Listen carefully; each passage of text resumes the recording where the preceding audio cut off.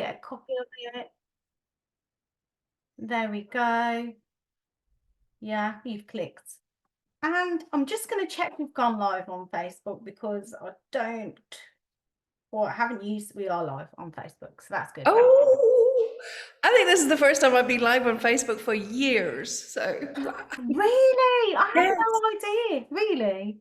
Yeah. I got hacked about 4 years ago, 3 or 4 years ago, and I couldn't go live for a long time. I now can, but I haven't done a live. So, yeah, this is the first time. Yay! Oh my goodness. So I can't see Facebook comments. Whatever anyone responds with, we'll definitely respond back after we've had this conversation. And if anyone's got any questions, I'm sure Judy will be happy to go through those after as well. Like me and Judy are here, like present in this conversation. This has been a long time coming.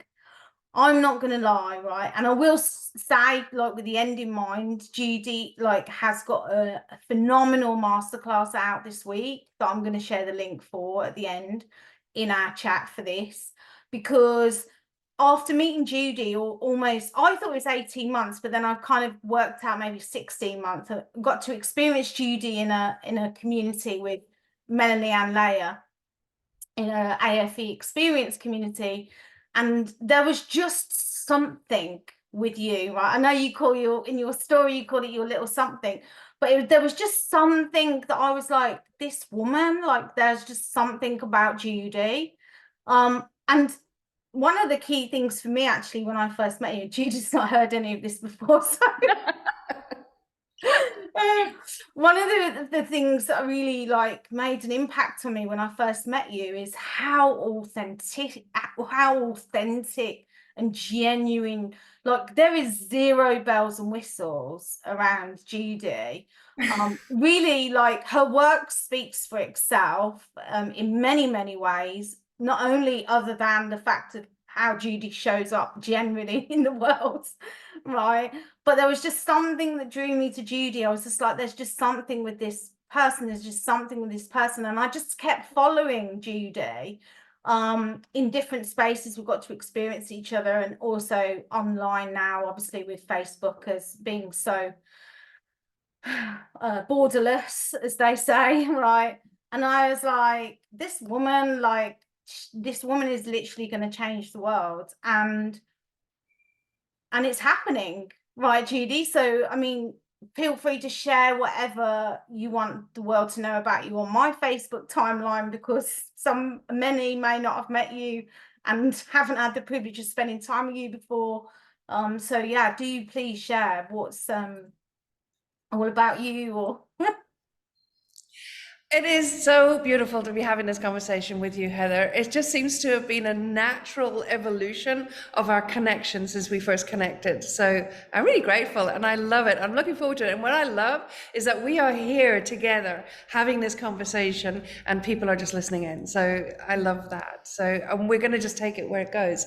So the first thing that came to my mind when you said talking about being authentic, I don't necessarily consider myself authentic, because it can, I think, authentic can be a heavily interfered with or heavily corrupted, and has been very corrupted with new age spirituality and all that sort of stuff. So here's how I know when I am being me, real me, is I live by the motto, and I did not coin this. It was coined like way back in the 60s.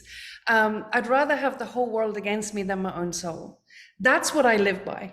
So I am unapologetically me, unashamedly me. I am me. And the moment I'm not me is the moment I know that I'm being interfered with, that there is other energies in there controlling me, having me respond in ways that are not my truth.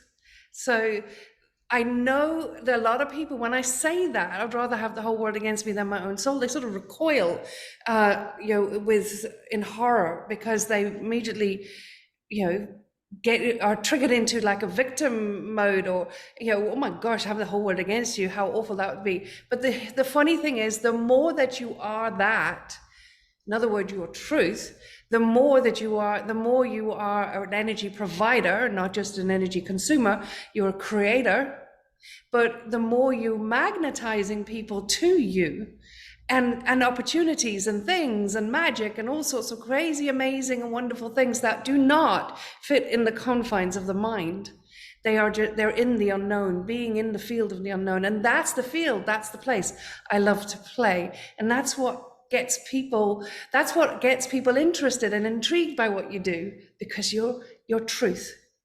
So yeah, so that's what guides me all the time. That, and another little fun thing, another little motto, I have a few of them, that I live by, that is mine, is a fun-filled life, is a fulfilled life. Because here's the thing, the more we take life seriously, the more we are being energetically controlled, energetically interfered with. Infinite beings, true source, the truth of who we are, is in no sense.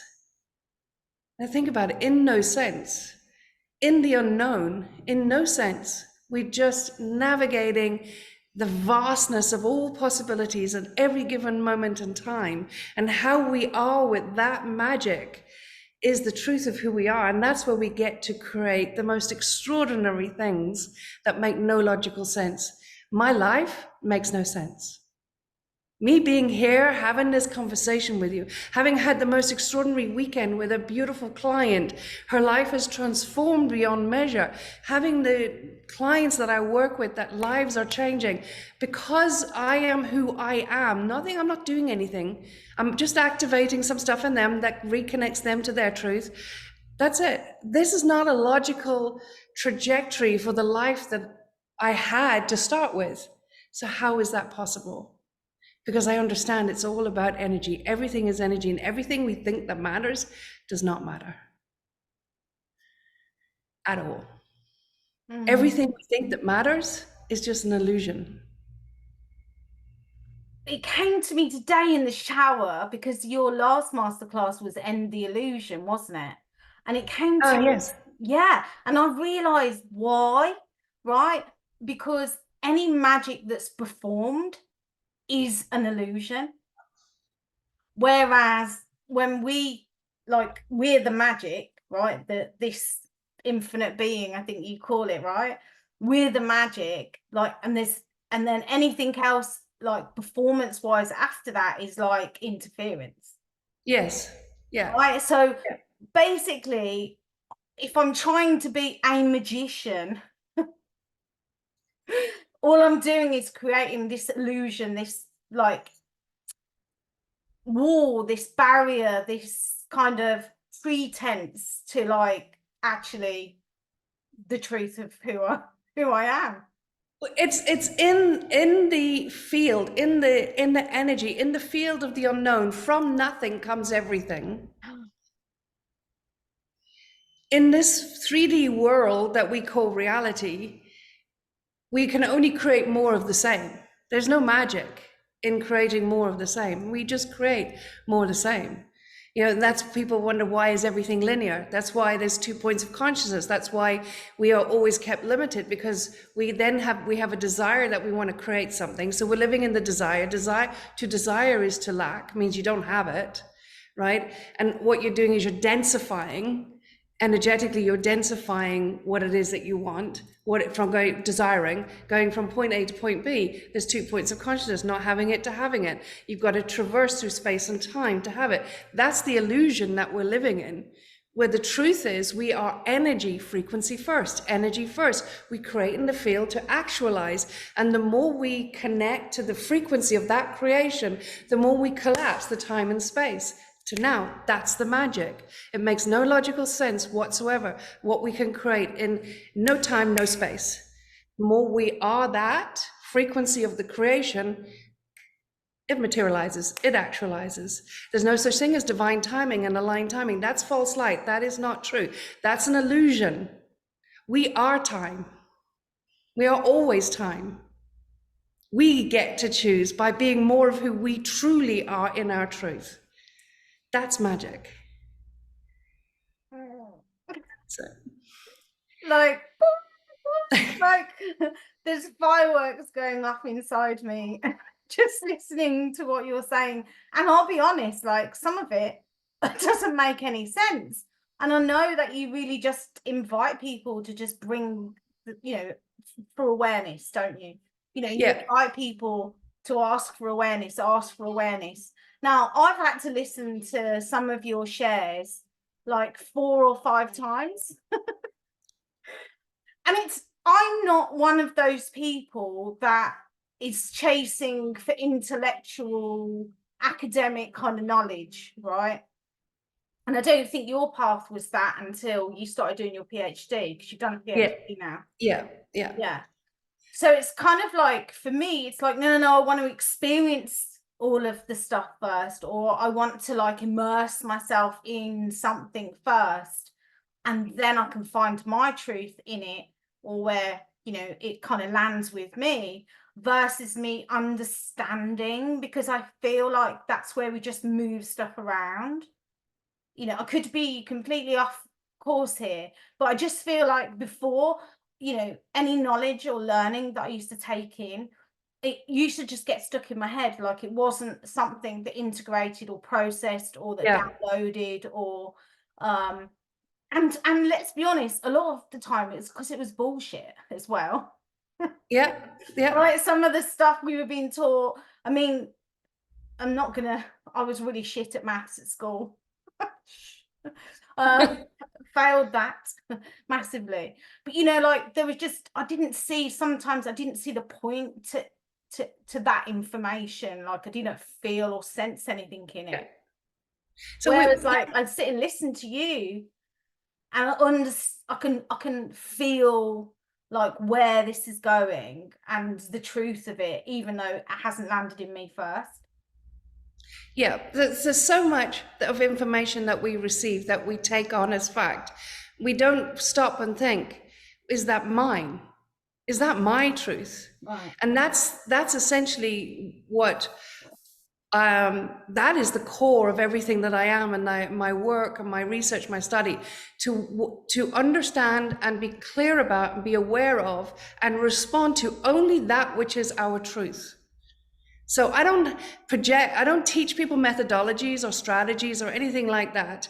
It's nothing like that. It's all about being more of who you are. It doesn't matter what you do, how you do it, when you do it. It's who you are and what you do and how you do it, right? That's all that matters. So all the information that we receive, we get to choose. Is that mine or something else?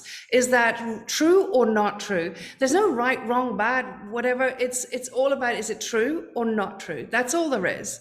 And if it's my truth, great, integrate that, and you will find you will integrate that, and you will respond to that, you'll be that. But here's the thing, the greatest tragedy for humanity right now is the amplifying of the false construct that is what we call ego. It is not real, it's not true. No one can actually tell you what it is. You read some of the greatest professors, and when they're asked, what is ego? They'll hypothesize something, but it's all about, we have to fix that ego, we have to work with that ego, we're going to be, well, that's the ego, and we've got to like reframe beliefs, and that's where we get to, that's our living person. No, ego is a false construct coined by a man in the 1920s who was a heavily interfered with person, right? You don't, like, the irony is that so many of his theories and constructs have been denounced and are no longer taken as value at all, but yet we hold on to, with all our might, the whole personal development, self-development world holds on to, the psychology world, the construct of ego. No, do you want to know what ego is? It's very simple. It's interference. That's all it is. It's a copy and paste of your truth. That's all it is, a copy and paste of your truth that has been corrupted. That is energetic interference. It is a blob of interference. Not you, never was, never will be. And the problem is, the issue is, we are tethered to that and we think it's ours. It's not. And that is my work, is about severing that tether to the interference blob that has us in service to it, so that we can connect to and become aware of more of our authentic truth. Because in your authentic truth, there is only joy, happiness, bliss, prosperity, health, wholeness, right? That's all there is, right? Aging, false construct. Menopause symptoms, false construct. Period pains, false construct. It's all interference. Inflammation in the body is just interference. We get to clear that. When we are our authentic truth, there is nothing we cannot instruct body to do, and it will respond. And here's the thing, we are anatomically designed to connect to, communicate with, and create from infinite realms. Anatomically, our body, not our being, not our mind, not our brain, not even our essence, which is the being, our life force energy, not even that, our body. But yet we focus all of our attention, everything is about the ego, the ego, the ego. All we're doing is we're feeding this interference blob. If ego was such a real thing, and we've worked it so to death, right, over the 100-odd years, then why are we not so much more in peace, so much more in expansive energy, so much more in creation than destruction, limitation, poverty, lack?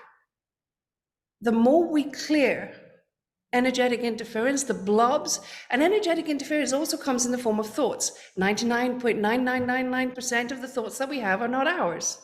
There are interference blobs. There are thought forms that we have put energy to that keep sapping our energy, keeping us in service to it. You clear that, you connect to your truth.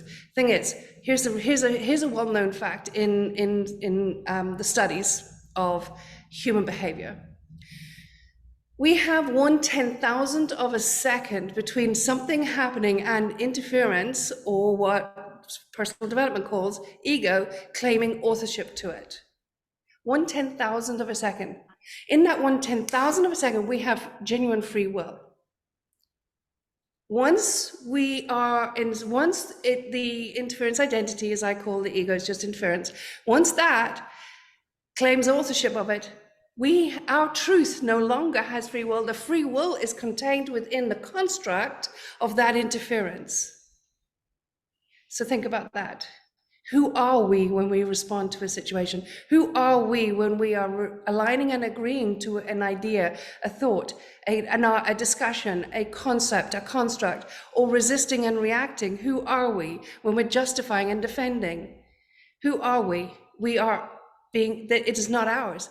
When you ask yourself that when you have a thought like, I'm not worthy of $1 million in my bank account right now, is that yours or something else?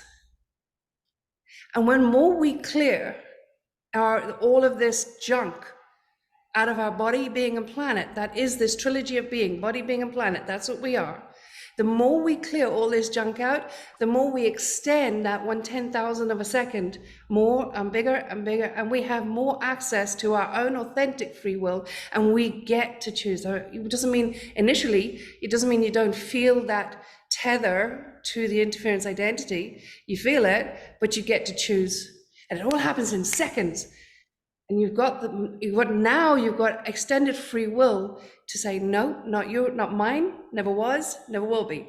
This is me, this is mine. And the more we respond to that, the more we bring forth our own authentic or our own truth, the more we move on that, the more that time we have of anything that happens, and the more ease and more flow everything is, because in that energy, there is no lack, there is no separation, there's only wholeness, love. You cannot, it's impossible in that space, in that energetic state of being, to feel you have to justify or defend, resist, react, align, agree. Everything just is. And all you experience is love, compassion, empathy, gratitude for anything, no matter what. And it is not dependent on your environment. It is your real, true state of being. And nothing shifts that, no matter what's going on in your environment. Does that make sense? No.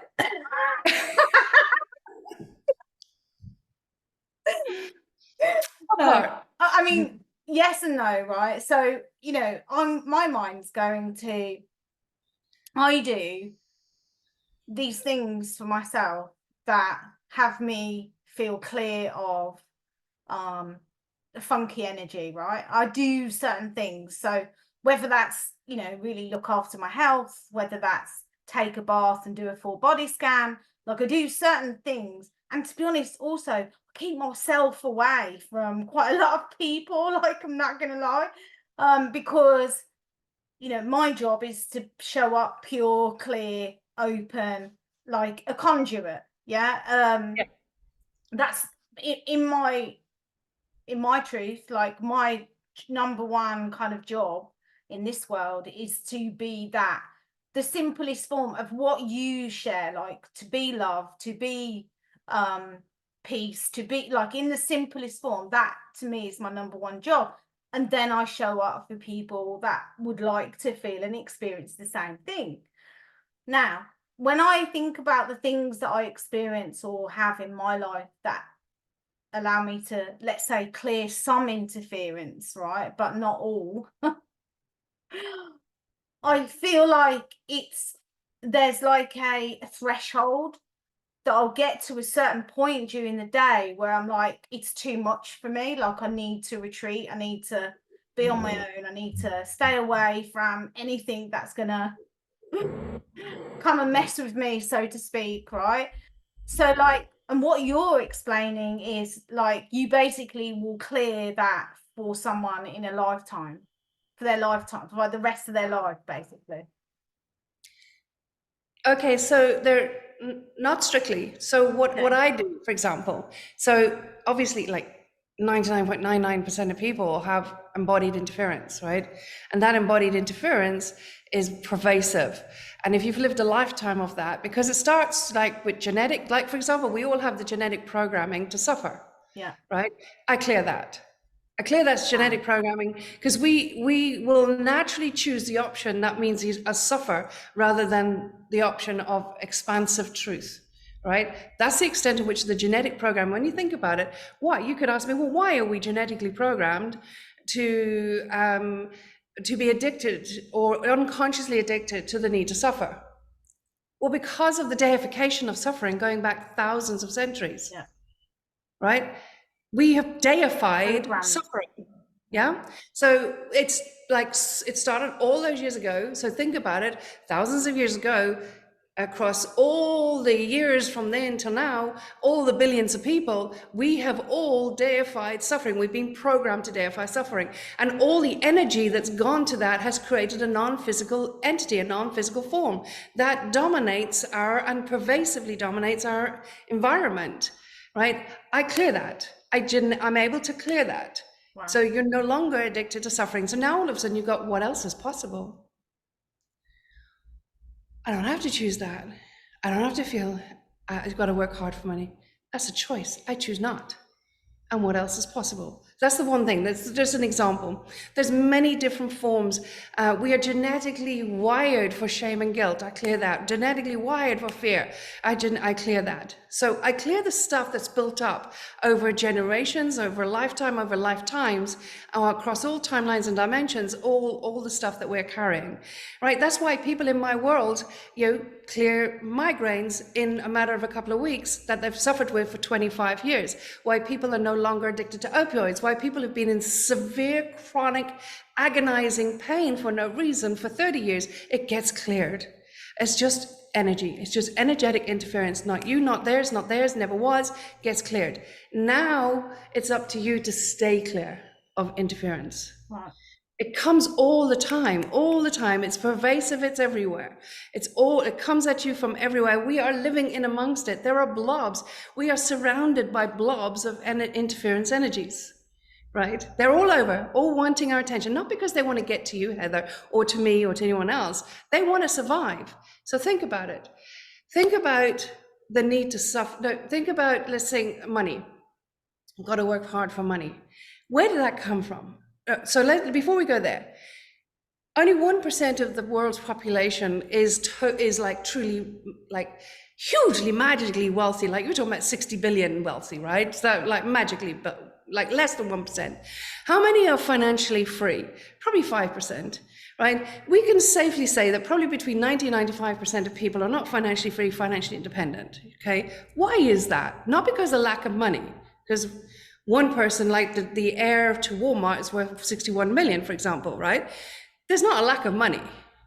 So why is that? It's because of the genetic. Hey? Can I guess? Yes. Because of the lack of individualization. Yes, that's a good one. That's a good one. And this is the interesting thing, actually, just to digress slightly, what you're talking about there is an interesting one because in lack of individualization, so we're not showing up in our truth, right? We're not being in our truth, right? We are programmed to think and be all the different things in all the different ways, right? Which take us further and further away from our truth and separate us more from the truth of who we are and divine beings, right? And the irony is that everyone holds on to their construct of ego as the I, right? They hold on to it, whatever that is, that thought, that idea, that whatever, thinking it makes them special.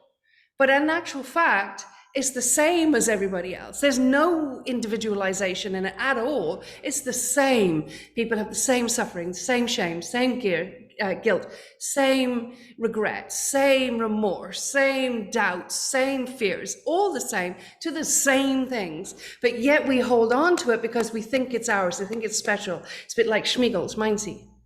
Right? So, oh my God, Judy, does that mean like when I get a download about something that I feel is going on, and then I see someone else talk about it, the similarity in what they're sharing and what I was feeling as well, does that mean that really that's being created by the ego? Like when everyone gets the same download, It's what we do with it. okay. What we do with it. Okay. So you can get an awareness, and do you just allow that to be, or do you try and get it to fit in within a framework of the known? Okay, yeah. So in our truth, we are individual. We are truly unique. No two are the same. But yet within the confines of the interference identity, being in service to that, we're all the same. And we're the same because we hold on to it because it's what we believe makes us different, but it doesn't make us the same. But yet we want to be different, but yet what about the tall poppy syndrome? We don't want to be different. So you've got this conflict going on. So you've got all this energy going into this conflict rather than just being. Right? So where was I? Why is it that between 90 and 95% of the world are not financially free and financially independent? Not because of lack of money. We've already ascertained that. So it is this need to suffer, this shame and guilt and all the thoughts about money. Money is a heavily corrupted construct, heavily interfered with, heavily corrupted. So I've got to work hard for money. Got to go and do all this education, got to do all this learning, got to live in this way, got to buy a house, got to buy a car, all these things, got to live within a framework that we have been programmed to live within, right? It's got to work hard for money, got to work hard for money. So you think about all the centuries and all the multi-millions of people throughout time, all timelines have put energy towards you've got to work hard for money. Where has that energy gone? Energy doesn't dissipate. It changes form. So where's all this energy gone? It's gone to this thought form that is now an energy blob. It's a non-physical energy blob that we are now in service to. And it needs us to feed it. And we feed it by buying into the feeling and the belief, the emotion, the feeling, emotion, belief that you got to work hard for money. That energy that we are now using for that thought form is feeding it. It's getting bigger. It's getting more powerful. Now the spin-off of that, because everything has to be equilibrated, everything has to be balanced, that you can't have bad without good, you can't have one without the other. You can't have light without day. Everything has to balance, everything. So now we are feeding this, so it makes us feel safe, because everyone else has got to work hard for money. So now we feel like we belong. And now again, we're in a dichotomy of like, we want to be different, we want more money, but yet we want to be the same as everyone else. It keeps us a slave and in service to interference. When you cut that, not mine, never was, not you, not yours, never was, never will be, you cut that, now you're free. So what is possible? Now you tap into the field of the unknown. Now you tap into the field of magic and miracles. I've spent 25 years trying to understand this, 25 years trying to understand why, given the life that I've had, when I escaped in my early 20s from a life of 20 years of torture, when I escaped, how is it that I walked into a job and got 6 figures and my life has never stopped trajectorying on that way since then? How? Why? What is that? And I've spent 25 years studying that, researching that, trying to understand that. And I know now, I understand now, because I had an experience when I was about 15 years old and I saw the primordial field.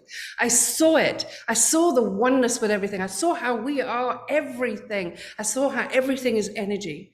And I planted 3 seeds in that moment: love, prosperity, and adventure. And that has been my life. I planted those seeds because I could have chosen everything and anything. They're the 3 things that I chose, and that's exactly what my life demonstrates. How did I have that experience? Not because I'm anything unique or special, because I completely surrendered. When I had nothing else, I completely surrendered. And in that complete surrender, we see it all. You do not surrender. You surrender to what you perceive it to be. You surrender to all of that which you think matters. You surrender to your essence. And when you surrender to your essence, and we can live like that every day, all day, just surrendering to our essence and being, allowing our truth to come through for us. It is the resistance that creates the chaos in our life. Pain and suffering is a corrupted symbiotic relationship. They do not belong together, but yet we are conditioned. When we have pain, you suffer. To have pain is to suffer. To suffer is to be pain. They're not meant to be a symbiotic relationship at all. They're completely different. The more we resist, the more distance we become, and the more in service to interference we are. Resistance. We resist all the time. We resist hunger pains. We resist pain. We resist everything. We resist everything. How many times during the course of a day do you resist? I mean, I've resisted like buying in the supermarket these really good, nice pastries today. That's the one I remember straight away. That might be a clue there, right? Yes. Yeah. So in that instance, if I'm resisting in that instance, I would say, well, is that mine or something else? Yes. Right? Is my draw to the pastries mine or something else? And it's interesting because I was writing about weight loss the other day and how like where we kind of we'll just park that because it doesn't matter, right? We'll just park that because it doesn't matter. But then like we get all these masses of matter in our body that we can't clear because we're just resisting feeling something or being something that actually, you know, we're kind of missing our true nature, aren't we? Our essence, basically. I'm guessing it's that. Yeah.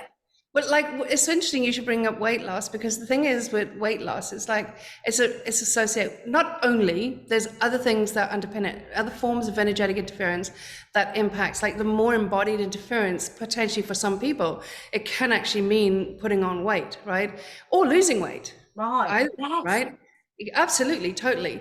There's another thing about food as well. I love your dogs. Literally, he's just woken up and now Tessie's woken up and they're just about to get into a bit of a mouthy, like bitey, play. Yeah, there's Sparky and there's Tessie. Look. No. Yeah, hopefully they'll be good for me. We'll see. But yes, carry on. If you've got a weight issue, like you feel like you've got more than you would like weight on the body, for example, you can change that so easily, so effortlessly, not by dieting, but by understanding the programming that runs it. So we have 3 forms of programming that runs our eating habits. We've got, all right, one, we've got resisting. We resist the hunger pain.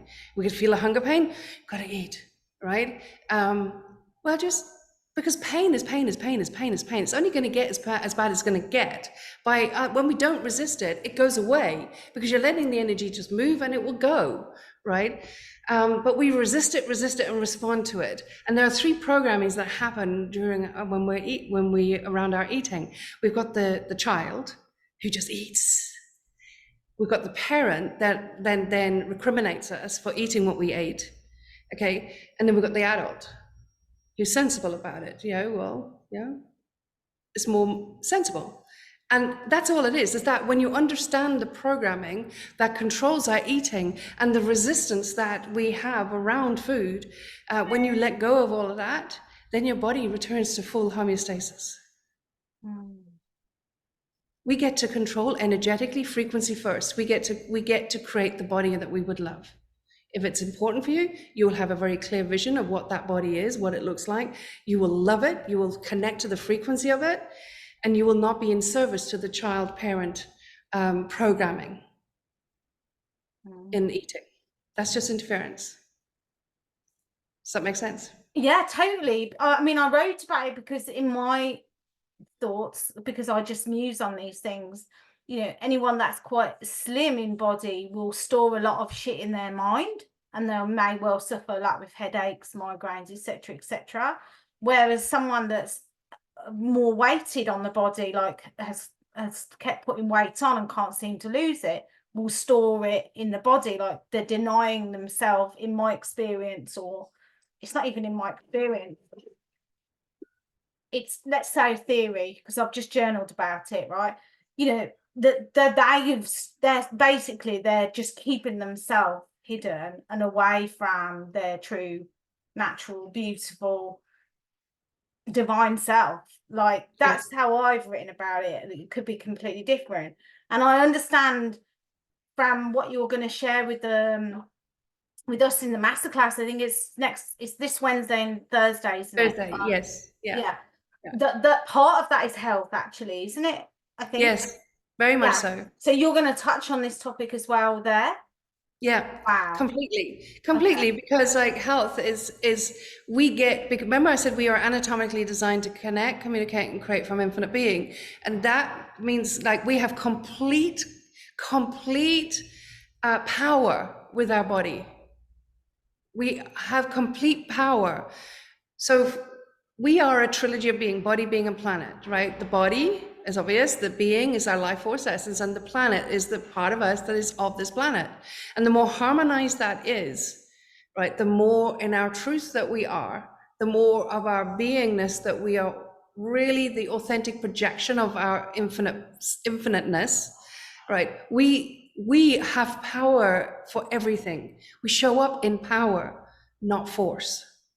We show up in power, and we get to get body but into homeostasis. We can activate all of the chemicals and hormones at will that we require. We can reduce inflammation. I get people who are really tired and I increase their energy like that, and I teach them how to do it. Like they're really like want to fall asleep, they're so tired, increase their energy to greater than 10 out of 10. I can get cortisol down. We can self-regulate our cortisol just by instructing body.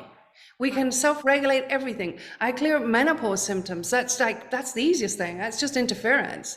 I have a client who had 25 years chronic migraines. We get to energetically do anything with body, anything. We are never not whole. We only perceive we're not. And the more we perceive it, the more we amplify that perception, and the more we create that energy. A match for that energy, right? It's like trauma. It's just like, I know that the narrative around trauma is so corrupted. It is not the experience itself that creates the trauma, it's the narrative after the experience that creates the trauma, that creates the suffering. And I'll explore that in the masterclass as well. Wow. We are always whole. It's how we perceive it that makes us not whole. And when we start owning our wholeness, what is possible? What else is possible?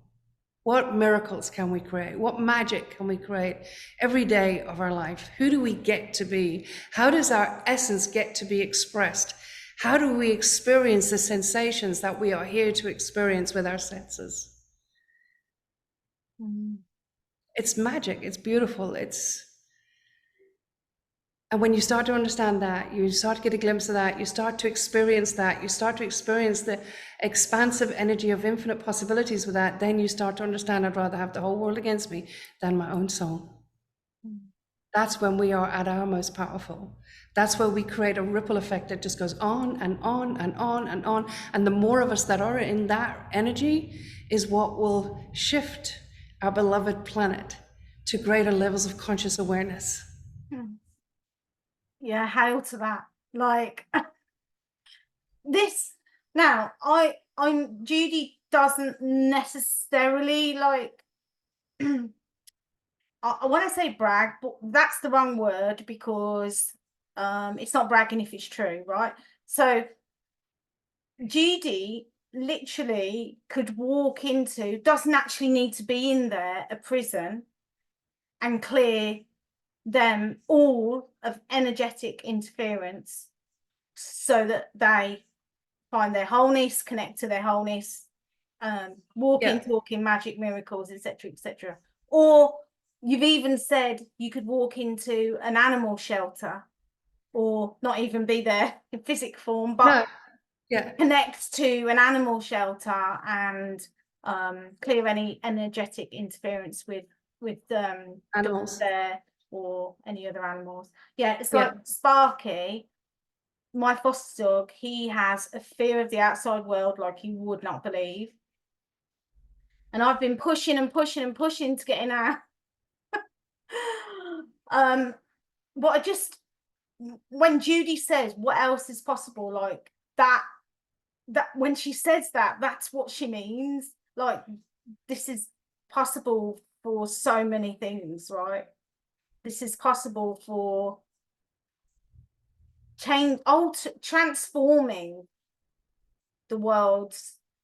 And actually, you talk about this quite a lot. It's almost like you transform us back into our full life force rather than us giving something force or life force. Does that sound right? Yeah. Well, it's coming back into your truth, into your own true life force energy, and not being in service to interference. Right. So the important part here is, like, late last year, I decided, okay, all right, this is great. I'm getting a lot of results. I'm seeing this. I get a lot of awareness coming through, and it all makes sense. And because one of the things is that when we have a harmonized trilogy being, when we are clear of energetic interference, even if it's only for a few seconds, even if it's a nanosecond, we have access to all information in the whole universe and multi-universes across all dimensions and all timelines. All the information that has been, is, or ever will be, we have access to it. We can tap into it. I know that. I've demonstrated that over and over and over again in my life. Now, I thought, okay, so great. I'm creating all of this. I know all this information. I've got access to all of this. I'm creating shifts and change. And I'm also showing people how to do it themselves and how to stay clear. And they're experiencing the incredible magic from that. Great. But what happens neurologically was a question that came through for me.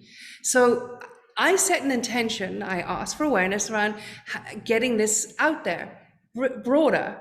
And what awareness energy frequency can I be to get this to my world? And I was approached by a laboratory in Florida. I live in Mexico. I live just south of Cancun in Mexico. A neurological research science lab approached me. We arranged to get some, what they call subjects, some people together, and hooked them up. And I connected to them from my home here in Mexico. I had never met them, never talked to them. And I did a clearing for them while they were hooked up to monitors. And the reports that we have coming back are astronomical, because they can see how the neuron, how, first of all, I impact across all brain waves, all brainwave activity shifts when I connect to their field. They were able to see the moment I connected, all brain waves are impacted and shift, and they see the neurons being shifted. Synaptically connected neurons to suffering, synaptically connected neurons to to pain, synaptically connected to addiction, all of that stuff was severed whilst I was working on them. And then to go and remyelinate to their truth, because in that moment when I'm connected, they are clear of all energetic interference. We have now got irrefutable scientific proof that the power of energy and how we get to change the framework of how our brain works to create exactly more of what we would love. And that to me is just extraordinary to have had that experience. And scientific with, the research to back it up and Yeah. all the stats to back it up, the data, I should say. Like, wow. And again, I say, what else is possible? So we're taking this to massive universities throughout the United States. Where we're going with this is just, it's unreal. If you'd have said it to me 6 months ago, I'd have rolled on my back laughing. So, Judy, but here we are. wow, yeah. Like, literally, it is incredible. You are incredible. The work you do is incredible. Oh, Heather, thank you. I appreciate that. But again, Really, I'm just a truly. piece of the puzzle. I'm a piece of the puzzle. Well, you say that, in my mind, because you shared this yesterday with me on my comments. In my mind, like because I do jigsaw puzzles. I don't know whether you do.